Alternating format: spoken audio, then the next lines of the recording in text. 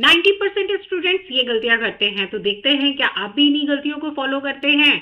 चलिए मेरे साथ करिए एमसीक्यूज की प्रैक्टिस। और ये एमसीक्यूज हैं एनसीईआरटी की लाइन बाय लाइन से क्रिएट किए हुए, जो कि मैं करा रही हूँ विद द एक्सप्लेनेशन, जिससे कि आपको एमसीक्यूज की प्रैक्टिस करते करते ही ये लर्न भी हो जाएंगे।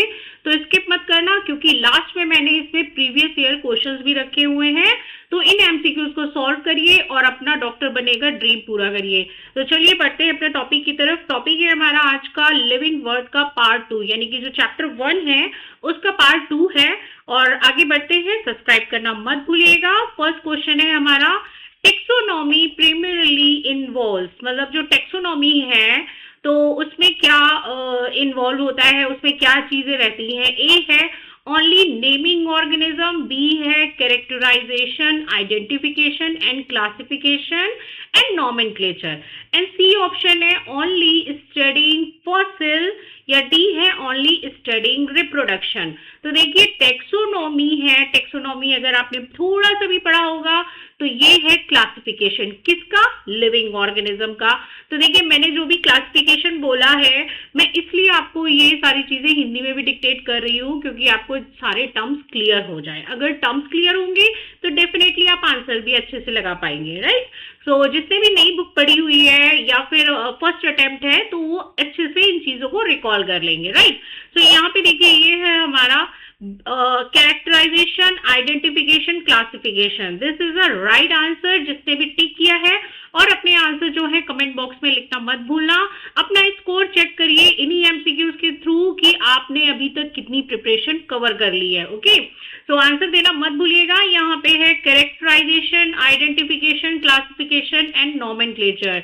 हमारी बायोलॉजी में जो टेक्सोनॉमी लिखी गई है, तो टेक्सोनॉमी क्या चीज है कि अगर कोई भी लिविंग ऑर्गेनिज्म है तो हम उसको कैटेगराइज करें, मतलब उसके किस तरह दिखता है, कलर के बेसिस पे, कैरेक्टर के बेसिस पे, और उसके जो भी फीचर्स हैं उनके बेसिस पे, तो एक तरीके से उसका क्लासिफिकेशन किया जाता है, जैसे केमिस्ट्री में करते हैं।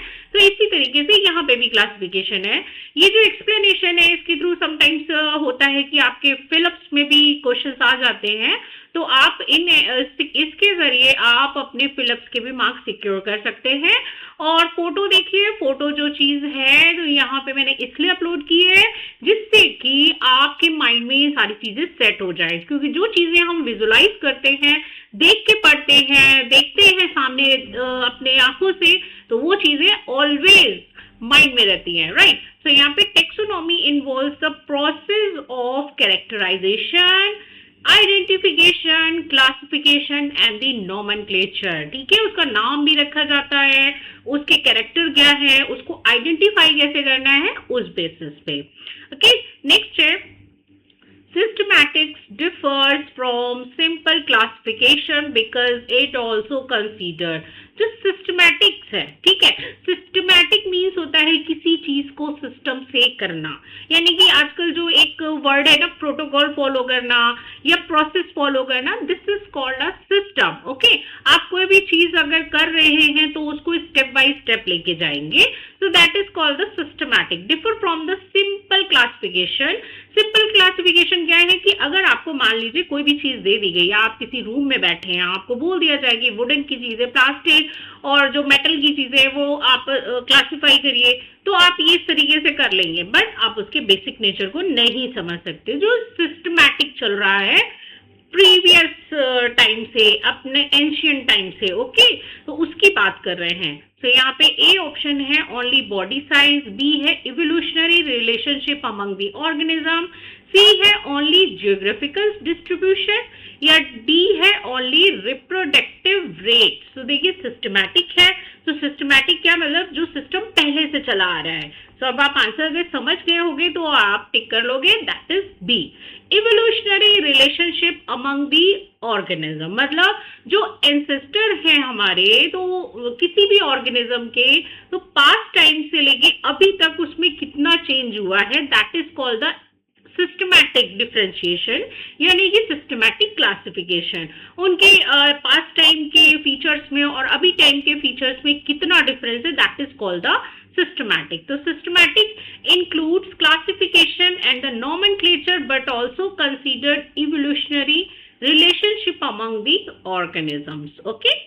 नेक्स्ट है the term neosystematics was given by, जो टर्म दिया गया है नियोसिस्टमैटिक का मीन नियोसिस्टमैटिक, ओके, तो ये किसने दिया है? ए है कैरस लिनियस, बी है जूलियन हक्सले, सी है अर्नस्ट मेयर एंड डी है डार्विन। तो यहाँ पे न्यू सिस्टमैटिक टर्म है ना, इसको याद कर लीजिए, कैसे होगा वो मैं बताऊंगी। न्यू सिस्टमैटिक टर्म दिया है जूलियन हक्सले, ओके। यहाँ पे आप ना जूलियन हक्सले से जूलियन का एन ले लीजिए, तो एन से क्या हो जाता है? Neo systematic. रिलेट करके याद करेंगे, क्योंकि देखिए ये बायोलॉजी जो है बहुत ही वास्ट एरिया है। आप इसमें इतने सारे टर्म्स आते हैं, इतने सारे डिस्कवरर, इतने सारे साइंटिस्ट हैं, आप कैसे उसको लर्न करोगे? तो अगर आप रिलेट करके करते हो कि हाँ मैंने इसका ये वर्ड रखा था, तो नियो सिस्टमैटिक से जूलियन का आप कर सकते हैं, right. According to the given text, Julian Huxley introduced the term neo-systematics associated with the understanding interrelationship between among the living organism। मतलब उनके जो कॉमन से कैरेक्टरिस्टिक्स हैं, उनके कॉमन से जो रिलेशंस हैं, उनके प्रॉपर्टीज हैं, तो उनको रिलेट करते हुए उन्होंने न्यू सिस्टमैटिक यानी कि नियो सिस्टमैटिक किया था, टर्म दिया था, ओके। नेक्स्ट है Which is the highest taxonomy category among the following? इनमें से हाईएस्ट टेक्सोनॉमी कैटेगरी कौन सी है? देखिए ये क्वेश्चन ऐसे हैं जो ऑलरेडी प्रीवियस ईयर में आ चुके हैं, तो मिस मत करना और जल्दी जल्दी आंसर दीजिए। आंसर देने के साथ साथ कमेंट बॉक्स में फटाफट अपने आंसर लिखिए। इनमें से हाईएस्ट टेक्सोनॉमी कैटेगरी कौन सी है? A species, B genus, C family and D है किंगडम। तो देखिए हाईएस्ट नंबर पे कौन आता है भाई? Kingdom, okay. आप ये देख सकते हैं, ये यहाँ पे उल्टा स्ट्रक्चर है, मतलब यहाँ पे सबसे ज्यादा स्पीशीज मतलब ऑर्गेनिज्म होते हैं, तो किंगडम क्या है? हाईएस्ट लेवल पे आता है। इन hierarchy the given species, genus, family, order, class, phylum या division and then kingdom। तो आप देख रहे हैं साइन, ये जो क्रोकोडाइल माउथ होता है, आपने बचपन में पढ़ा होगा मैथ्स में कि माउथ किसकी तरफ ओपन होता है? जो बड़ा होता है, okay. So greater part mouth will open, therefore the kingdom is the highest category listed, ठीक है, याद रखिएगा। नेक्स्ट है as we move from species towards kingdom, जैसे जैसे हम स्पीशीज से किंगडम की तरफ बढ़ते हैं क्लासिफिकेशन में, तो क्या होता है, राइट। ए है number of the common characteristics increase, B है number of the common characteristics decrease, कम होते हैं, सी है number of organisms decrease and D है टेक्सोनॉमिक रैंक बिकम लोअर। तो यहाँ पे देखिए जैसे ही हम बढ़ते हैं ना, तो उसमें क्या चेंजेस आते हैं? B number of the common characteristics decreases. देखिए जैसे ये स्पीशीज है एक, ठीक है, और ये रहा इसका पूरा किंगडम, मतलब जितनी भी एक स्पीशीज की बात हो रही है, मतलब एक पर्टिकुलर स्नेक की बात हो रही है, लेकिन किंगडम क्या है कि जितने भी तरीके के स्नेक्स या स्नेक्स हैं, तो वो अब सब आएंगे इस कैटेगरी में यानी कि किंगडम में, ओके। तो यहाँ पे क्या है कि जैसे जैसे हम बढ़ते हैं, इनके कॉमन कैरेक्टर जो है वो कम होते जाते हैं, क्योंकि कॉमन नहीं रहेंगे, वो फिर वाइड एरिया बनता चला जाता है, जिसमें कि ये भी रख लो, ये भी रख सकते हैं, ये भी रख सकते हैं, तो कॉमन कैरेक्टर तो मिस हो जाएगा ना, इसलिए। So higher taxonomy categorize contain organism with the fewer common character, मतलब यहाँ पे देखिए इसका कैरेक्टर इनमें से सिर्फ एक के साथ ही मिल पाएगा, सबके साथ तो नहीं मिल सकता। बस यही चीज को कह रहे हैं कि जो कॉमन कैरेक्टर है ना, उसकी प्रोबेबिलिटी यहाँ पे बहुत ही कम हो जाएगी। नेक्स्ट है according to the given text, species is a group of organism that, ठीक है, according to the given text जो भी है, और species is a group of organism, जो है स्पीशीज, तो ग्रुप ऑफ ऑर्गेनिज्म दैट। आप ये स्पीशीज की प्रॉपर्टी पूछ रहे हैं कि उनमें क्या कैरेक्टर होते हैं। ए है always belongs to the different genera, different genus, B है having similar morphological character and can reproduce among themselves to produce their kind. C है always has different chromosome number and D है cannot reproduce. तो यहाँ पे देखिए जो species है तो उसका मेन जो ग्रुप फॉर्म करता है एक स्पीशीज, उसके कॉमन कैरेक्टर की बात हो रही है। तो एक पर्टिकुलर स्पीशीज में क्या क्या होना चाहिए? Yes, answer is B, similar morphological character and reproduction जो होता है वो अमंग दी स्पीशीज ही होता है। तो यहाँ पे have the similar morphological character and can reproduce among themselves to produce their kind. जैसे species is the smallest taxonomy, आप देख सकते हो ये स्पीशीज है, ठीक है, इसके मॉर्फोलॉजिकल कैरेक्टर सिर्फ इससे मिलेंगे, ना कि इन सबसे। मॉर्फोलॉजिकल मतलब जो फिजिकली फीचर्स होते हैं बाहर से जो आप देख सकते हैं उसको बोलते हैं, राइट। तो यहाँ पे इसके जो कैरेक्टर है वो इससे मिलेंगे, ना कि इन सबसे मिलेंगे, ठीक है। तो और दूसरी बात, रिप्रोड्यूस करेगा मतलब अपने जो यंग वन बनाएगा तो वो अपने ही स्पीशीज में बनाएगा ना, मतलब यहाँ पे लेके इन सब के साथ तो नहीं करेगा ना रिप्रोडक्शन। तो उसी चीज को ही ये फॉलो कर रहे हैं। Species is the smallest taxonomy category and consist of organism with similar characteristics that can reproduce among themselves and produce their kind. Next है which pair belongs to the same genus. इनमें से कौन सा ऐसा pair है जो जिनका genus जो है यानी कि स्पीशीज से पहले जो नाम लिखा जाता है वो सेम है। ओके, ए है पोटैटो एंड मैंगो, बी है पोटैटो एंड टोमेटो, सी है mango and wheat and D है वीट एंड हाउस फ्लाई। ठीक है, डी ऑप्शन तो बिल्कुल यूजलेस है क्योंकि वीट है हमारा प्लांट में और हाउस फ्लाई है हमारी एनिमल में। तो भाई सेम जीनस कैसे हो सकता है, क्योंकि ये तो बिल्कुल किंगडम ही अलग हो गया प्लांट और एनिमल वाला, राइट। चलिए, और इसके बाद आंसर है हमारा बी, पोटैटो एंड टोमेटो। देखिए ये आप सभी को ही पसंद होगा पोटैटो एंड टोमेटो, और मतलब जीनस अगर सेम है तो देखिए कितना मिक्सिंग भी चलता है और सभी को अच्छा भी लगता है पोटैटो एंड टोमेटो का combination, right. So potato and tomato belongs to the genus Solanum, right. Potato का नाम है सोलेनम ट्यूबरोसम और टोमेटो का नाम है सोलेनम लाइकोपर्सिकम, राइट। आप ये देख सकते हैं और इसीलिए शायद इन लोगों की जोड़ी भी बहुत अच्छी लगती है, सभी को ही अच्छी लगती है ऑब्वियसली। नेक्स्ट है the genera Panthera and Felis belongs to. The जो जेनेरा है, जीनस है, पैंथेरा एंड फेलिस किससे बिलोंग करते हैं, कौन सी फैमिली से बिलोंग करता है? ए है कैनिडी, सी है फेलिडे, बी है फेलिडी, सी है होमिनिडी एंड डी है सोलोनेसी। तो देखिए सोलोनेसी जो है ना वो प्लांट की फैमिली है, एनिमल की नहीं है। ओके, तो डी ऑप्शन तो इनकरेक्ट कर दीजिए। अब आते हैं कैनिडी, होमिनिडी एंड फेलिडी में। तो आपको ये याद है यहाँ पे फेलिस लिखा हुआ है तो आप आंसर लगा सकते हैं अपना। They both belongs to the Felidae family. Felidae जो है ना वो आती है पैंथेरा, मतलब उसमें उस फैमिली में आते हैं पैंथेरा और फेलिस। पैंथेरा एक आती, पैंथेरा जो है वो हमारी है टाइगर की फैमिली, और जो फेलिडी आती है वो है हमारी कैट की फैमिली, बिल्ली मौसी की। ओके, नेक्स्ट है which characteristics mentioned in the text is associated with the animal placed in the phylum Chordata। ऐसा कौन सा मेन कैरेक्टर है जिससे कि एनिमल्स को हम फाइलम कॉर्डेटा में रख सकते हैं, मतलब मेन कैरेक्टरिस्टिक्स क्या है, प्रॉपर्टी क्या है? ए है presence of the notochord and the dorsal hollow neural system, B है प्रेजेंस ऑफ फ्लावर, सी है presence of chlorophyll only and D है presence of jointed legs only.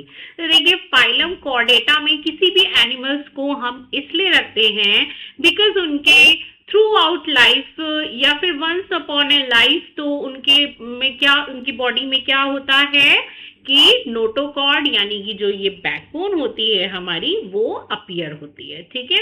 और जो कॉर्डेट्स है तो उनकी तो थ्रू आउट लाइफ ही होती है कि बाय बॉर्न उनके ये जो नोटोकॉर्ड है, वर्टिब्रल कॉलम है या बैकबोन है, ये प्रेजेंट होती ही होती है, इसीलिए उनको कॉर्डेट्स में रखते हैं। right? So presence of notochord and dorsal hollow neural system. Chordates are characterized by the feature including a notochord and dorsal hollow neural system. Okay, ये रही notochord जो कि मतलब थ्रू आउट लाइफ होती है, ब्रेन से अटैच होती है, इसी से इनको सिग्नल मिलते हैं, सेंसिटिव होते हैं कि मतलब क्या हो रहा है और सराउंडिंग में क्या है ये सेंस कर पाते हैं. ओके, नेक्स्ट है अ हर्बेरियम इज प्राइमरली जो हर्बेरियम है वो क्या चीज है. ए है collection of living animals, B है store house of dried pressed and preserve plant specimen, C है collection of preserve fossil only and D है place where the plants are grown naturally. किसने किसने हर्बेरियम बनाई है जल्दी से मुझे कमेंट बॉक्स में बताना, और ये भी बताना कि आपको उस हर्बेरियम में मार्क्स कितने मिले हैं, क्योंकि हर्बेरियम फाइल देखिए ऐसी है जो बनवाई जाती है और बेसिकली मतलब ये एक तरीके का इंजॉयमेंट भी होता है कि हाँ हमको कौन सी लीफ करनी है, गार्डन में से लीफ तोड़ो और उसको पहले ड्राई करो, एक लंबा प्रोसीजर होता है बट मजा बहुत आती है. तो जल्दी से कमेंट बॉक्स में बताना कि किसने किसने हर्बेरियम बनाई है. ओके, सो राइट आंसर है हमारा B, store house of dry pressed and preserve plant specimen. मतलब आपने उसको मुझे बताइए कितने दिनों में उसको स्पेसिमेंस में कन्वर्ट किया, आपने आयरन करके सुखाया या फिर नॉर्मल तरीके से जो कि जैसे पेपर में उसको रख देते हैं प्रेस करके वैसे किया. तो मतलब हर तरीके से किया जाता है. बहुत से बच्चे तो आयरन करके ही उसको ड्राई कर लेते हैं, बट ये गलत प्रोसेस है, ऐसे नहीं करना चाहिए. हर्बेरियम होता है उसको प्रिजर्व करिए. जैसे बहुत से लोग ना रोज या फिर बहुत सारी लीव्स अलग अलग तरीके की उनको आदत होती है कि अपनी बुक में रख लेने की ना, है ना. सो ये होता है herbarium. A herbarium contains plant specimens that are dried pressed and preserve on a sheet. इसको ड्राई करके फिर हम लोग सेलो टेप से इसको ऐड कर देते थे, उसमें ना ज्वाइन कर देते थे और फिर इसके बारे में भी लिखते थे, इनका इस साइंटिफिक नेम क्या है और आपने इसको लिया कहाँ से है ना. बहुत सारी मतलब मजा आता था उस टाइम.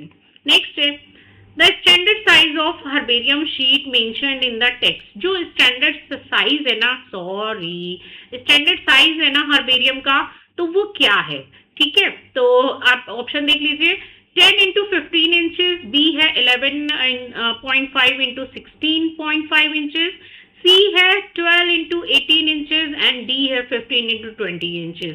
एक चीज मैं इसमें बता दूं, देखो ऑप्शन चूज करने से पहले ना आप ये देख लीजिएगा कि ये सेंटीमीटर्स में दिए हुए हैं या इंचेस में दिए हुए हैं. आप अगर सेंटीमीटर में करोगे तो सेंटीमीटर में समहाउ ये 22 और 28 का रेशियो आता है, राइट. बट जब आपको आंसर इंचेस में दिया है ना, तो आप इसको कैसे करोगे. इंचेस में इसका आंसर है हमारा, sorry, yes, B. Answer is B, 11.5 into 16.5 inches. देखिए ये आता है हमारा सेंटीमीटर में, बट इंचेस में क्या है 11.5. ठीक है, इसको आप कैलकुलेट कर सकते हो, जिनको भी मैथ्स में पता है कि किसके इक्वल होता है. मुझे तो पता है, और अगर आपको पता है तो बताइएगा कि आपने कैसे इसको कन्वर्ट किया. ठीक है, अब मेरी बात सुनिए, इसको याद कैसे करना है. देखो याद करने का तरीका बताऊं मैं. ठीक, ये H है ना, H कैसे बन रहा है, ऐसे बन रहा है, और 0.5 अपने आप एड ऑन कर लीजिए, 11.5 हो गया. अब ये क्या है, बी कैसे बनता है, ऐसे बनता है, तो ये क्या बन गया 16.5. मतलब 0.5 इसको कॉमन ले लीजिए, और आपको लर्न कैसे करना है वो मैंने बता दिया. H को 11 बना लो और हर्ब में से B ले लो, B को 6 बना दो, याद रहेगा 11.5 into 16.5. ओके, नेक्स्ट है अ वेस्कुलम is a botanical garden, B है special box used for keeping collected plants specimen, and C है a type of herbarium sheet, and D है a taxonomic category. तो देखिए वेस्कुलम किसको बोलते हैं, किसने किसने देखा है, जल्दी से बताना मुझे वेस्कुलम किसने देखा है. ये एक तरीके का स्पेशल बॉक्स होता है, a special box used for keeping collected plant specimen. So a vasculum is a special type of box in which collected plant specimens are kept. ये मतलब बहुत सालों तक इसको प्रिजर्व. आप हर्बेरियम बनाओगे, हर्बेरियम बनाने के बाद क्या होगा, वो झड़ जाएगा.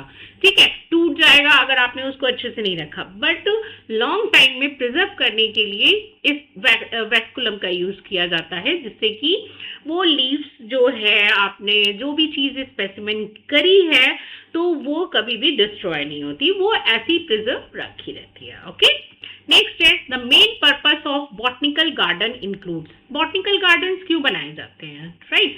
ए है preservation of only dead animals, B है collection of living plants for reference and identification, C है storage of fossils and D है identification of only micro organism.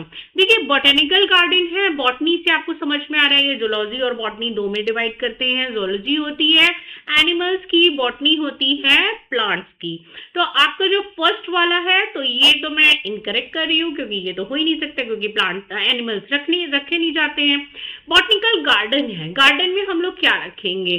Fossils तो रखेंगे नहीं, राइट? अब माइक्रो ऑर्गेनिज्म, वो तो सब जगह है, उनको तो रखने की जरूरत ही नहीं है। सो आंसर हमारा बचता है B, collection of living plants for the reference and identification. बहुत सारे बॉटनिकल गार्डन हैं, इंडिया में हैं और भी जगह जगह हैं। उनमें क्या किया जाता है कि स्पेशल टाइप के जो भी प्लांट और ट्री उस पर्टिकुलर एरिया में है, उनको अच्छे से प्रिजर्व किया जाता है। प्रिजर्व मीन्स मतलब ग्रो कराया जाता है, प्रिजर्व भी नहीं बोलेंगे, उनको ग्रो कराया जाता है, उनकी जो स्पीशीज है उसको रिप्रोड्यूस कराया जाता है, मतलब जिससे कि वो एक्सटिंक्ट ना हो। Okay, so botanical garden maintain collection of living plants for the reference, study and identification. मतलब उसमें क्या क्या चेंजेस हो रहे हैं उसके एंशियंट टाइम से लेके अभी तक के टाइम में, इसलिए बॉटनिकल गार्डन्स रखे जाते हैं, बनाए जाते हैं। नेक्स्ट है a botanical garden exclusively growing herbs, algae, tree, shrubs, fungi is called. एक ऐसा बॉटनिकल गार्डन जिसमें कि herbs, algae, tree, shrubs, fungi सब उगाया जा रहा है, ऐसे गार्डन को क्या बोलेंगे भाई? ए है हर्बेरियम, बी है अर्बोरियम, सी है म्यूजियम एंड डी है फ्लोरा। तो देखिए, ऐसे बॉटनिकल गार्डन हैं हमारे अर्बोरेटियम। ये जो है ना, ये मतलब इंडिया में बहुत ही कम है, या आप समझ लीजिए नहीं भी है। ये आपको मिलेंगे, जैसे हार्वर्ड यूनिवर्सिटी है, उन्होंने अपना एक पर्टिकुलर एरिया बना रखा है, तो उसमें इस तरीके से ये ट्रीज, हर्ब, श्रब्स, मतलब हर तरीके की वैरायटी इन्होंने कर रखी है, और इसमें फंजाई भी ग्रो होती है, मतलब बहुत वास्ट एरिया है। So it is an arboretum is a botanical garden specifically devoted to trees and shrubs, right? Next है in museum plants and animal specimen may be preserved by।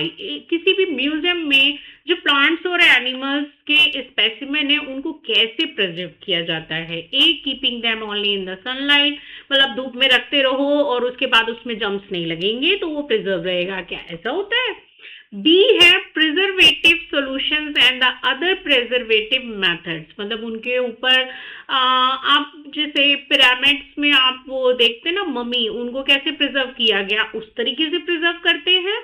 सी है growing them in soil, उसको soil में grow कराते हैं। B है keeping them only in the botanical garden, या फिर उनको सिर्फ और सिर्फ बॉटनिकल गार्डन में रखते हैं।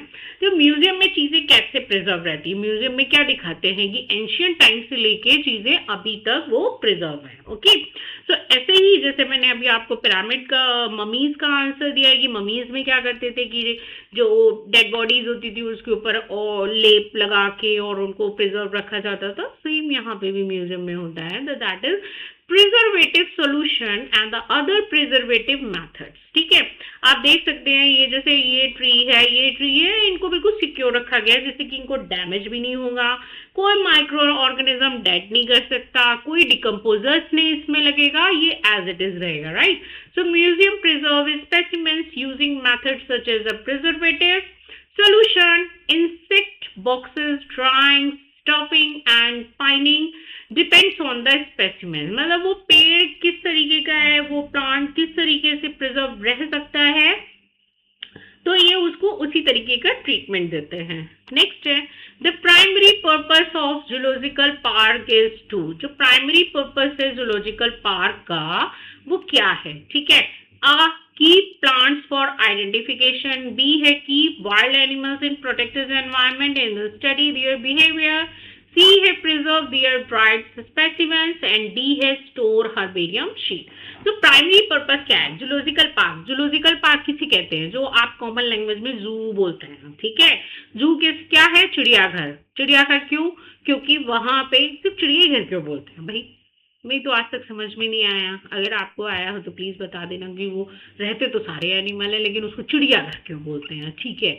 तो जू, ठीक है. जू मीन्स जो एनिमल्स हैं, लिविंग एनिमल्स, ठीक. सो यहाँ पे प्राइमरी पर्पस क्या है जूलॉजिकल पार्क बनाने का? सो राइट आंसर है हमारा बी, की wild animal in protected environment and study their behaviour. मतलब उनको एक केज में बंद करके रखना, उनको हर चीज प्रोवाइड करना, और इस तरीके से हम जाते हैं और वो हमको देख के एंटरटेनमेंट करते हैं, हम उनको देख के एंटरटेनमेंट करते हैं, बस इतना ही होता है, राइट. लेकिन ये वहाँ पे उनकी स्टडी भी करते हैं कि उनके इस तरीके के बिहेवियर में कौन सा चेंजेस आ रहा है, उनकी बॉडी में कौन सा चेंजेस आ रहे हैं, तो ये सभी चीजें रहती हैं, right. So zoological park maintain animals under protected condition allowing observation and study of their food habits and behaviour. Next है, a pair of contrasting statement in a taxonomy key is called. Contrasting pair क्या होता है? मतलब either और, ठीक है. जैसे मैंने बोला, अभी आप कंट्रास्टिंग की का मतलब समझ लीजिए. जिनको नहीं पता है वो अच्छे से समझ लीजिए. देखिए, हमने जो प्लांट किंगडम में रखा जो प्लांट्स को, तो कुछ प्लांट्स ऐसे थे जो फूल देते थे और कुछ नहीं देते थे, राइट. कुछ में प्रॉपर बॉडी थी, मतलब स्टेम, रूट, शूट, मतलब रूट और शूट सिस्टम प्रॉपर डेवलप था, कुछ में नहीं डेवलप था. तो मैं यही कंट्रास्टिंग पेयर होता है ईदर और वाला, या तो ये या तो वो. Okay, so a pair of contrasting statement in a taxonomy key is called a lead, B couplet, C है टेक्सॉन एंड डी है फ्लोरा. तो इन पेयर को क्या बोलते हैं हमें?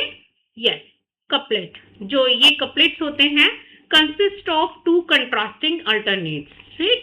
तो ये देख सकते हैं, represent a choice between two opposite option. मुझे या तो ये चाहिए या फिर ये चाहिए. तो मैंने अभी आपको बताया ना कि दो तरीके के प्लांट है, एक जो है फ्लावर और फ्रूट देता है और एक नहीं देता है, राइट. ये ऑप्शन हो गया इधर वाला, इसी को ही बोलते हैं कपलेट. अब आता है नेक्स्ट, इसी से रिलेटेड है, each statement in the taxonomic key is called. जो एक स्टेटमेंट दिया हो रहता है, जैसे कि मैंने बोला कि एक फ्लावर बेयरिंग प्लांट है, एक नॉन फ्लावर बेयरिंग प्लांट है. ओके, तो ये दो स्टेटमेंट हो गए. इनमें से एक स्टेटमेंट को क्या बोलेंगे? यस, ऑप्शन है आपके पास लीड, बी है कपल, सी है टेक्सॉन एंड डी है मोनोग्राफ.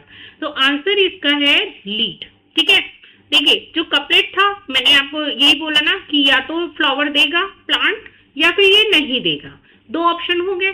इन दो ऑप्शन को क्या बोलेंगे? कपलेट. ओके, क्या बोलेंगे? कपलेट. बट एक स्टेटमेंट, कपलेट के एक स्टेटमेंट को क्या बोलेंगे? लीड. समझ लीजिए आराम से, ठीक है. A pair of contrasting statement is a couplet and each individual statement is called lead. मतलब जो भी है, one option of accepted is accepted and other is rejected. मतलब या तो ये है या फिर ये नहीं है. यहाँ पे आप देख सकते हो ऑप्शन ए भी है और ऑप्शन बी भी है. बट लीड में क्या आ जाता है? लीड में क्या आ जाता है? Each statement in the key is called. मतलब कोई भी स्टेटमेंट होगा, चाहे वो इससे रिलेटेड है चाहे वो इससे रिलेटेड है, तो उसको क्या बोलेंगे? लीड. ओके, नेक्स्ट है, taxonomic keys are of two types. Taxonomic keys जो होती हैं इसमें होती बहुत सारी हैं, बट वो टू टाइप से हैं इन ऑप्शंस में से. तो ए है प्राइमरी एंड सेकेंडरी, बी है ब्रैकेटेड एंड इंडेंटेड एंड सी है ओपन एंड क्लोज, डी है सिंपल एंड कंपाउंड. तो टेक्सोनॉमिक की है, इनमें से भी कपलेट, लीड और ये रिजल्ट वगैरह सब आते हैं, और इन्हीं में ही आता है हमारा option B, bracketed and indented. ठीक है, the given text mention two types, bracket and indented की, राइट. तो ये है आपके जो लिखा हुआ है, राइट. नेक्स्ट है, manuals are useful for. Manuals किस तरह यूजफुल होते हैं? A, identification of names of species found in a particular area, B है studying only animal behaviour, C है preserving plant specimens and D है मेजरिंग बायोडाइवर्सिटी ओनली। तो option answer है हमारा मैनुअल्स क्या होते हैं? मैनुअल्स हैं identification of names of species found in a particular area. So manuals क्या प्रोवाइड करते हैं? किसी भी चीज को अगर आप देख रहे हैं तो मैनुअल्स क्या देते हैं कि भाई आप किसी भी चीज को फॉलो करेंगे तो पहले उसकी पास्ट हिस्ट्री देखेंगे, उसके पास के लिए जानेंगे, उसके पास में क्या था, फिर उसको आगे फॉलो करेंगे। तो यही होता है मैनुअल की, उस चीज को प्रोसीजर कैसे फॉलो करना है, प्रोटोकॉल कैसे फॉलो करना है। तो manual provide useful information for identifying species found in a particular area. Next है a monograph contain information about A है any one taxon, B है every kingdom, C है all ecosystem and D है only a particular habitat। So monograph क्या बताता है? देखिए monograph एक ऐसी चीज है, अभी मैं इसको एक्सप्लेन कर दे रही हूँ। आंसर है एनी वन टेक्सॉन, ठीक है, जो एनी वन टेक्सॉन से रिलेटेड है कि आपने किसी एक पर्टिकुलर इस एनिमल को लिया है, एक पर्टिकुलर टेक्सा को लिया है और उसके बारे में आप पूरी स्टडी कर रहे हो, तो उसमें वो स्टडी आप जो भी रिटन फॉर्म में दोगे that is called the monograph. Okay, so एक स्पीशीज के बारे में आपने जो भी स्टडी करी है तो that is called the monograph. अब monograph contain detail information about one taxon. Next है, अब ये पीवाईक्यू क्वेश्चन आए हैं जो कि प्रीवियस ईयर से रिलेटेड हैं। तो इसमें है which statement is a contrary to the rules of the biological nomenclature. तो ए है biological names can be written in any language. Contrary का मतलब होता है it is wrong about, right, मतलब जो चीज नहीं होती है। बी है first word represent genus, C है names letter latinised and italicised and B है hand written name are separated underline. तो क्या चीज नहीं होती है? वो है A biological names can be written in any language. ऐसा नहीं होता है, बायोलॉजिकल नेम जो लिखे जाते हैं तो वो इंटरनेशनली एक्सेप्टेड होते हैं, वर्ल्ड वाइड एक्सेप्टेड होते हैं। ऐसा नहीं है कि आपने घर में इसका कुछ भी नाम रख लिया और वो सभी लोग उसको वही बुलाएंगे, ठीक है। तो ये वर्ल्ड वाइड जो एक्सेप्टेड होता है वो नाम होने चाहिए and are generally Latin and latinised, right. तो ये है आपका हॉर्स का जीनस और ये स्पीशीज, और ये रहा एप्पल का, ये है जीनस और ये स्पीशीज। तो आप देख सकते हो इसको कैसे लिखा गया है। आप ये प्रीवियस जो पहले वीडियो था इस पार्ट 1 में भी मैंने डिस्कस किया है कि इसको कैसे लिखते हैं, तो आप इसको चेक कर लीजिएगा। नेक्स्ट पीवाईक्यू जो है वो है taxonomic key is mainly useful for.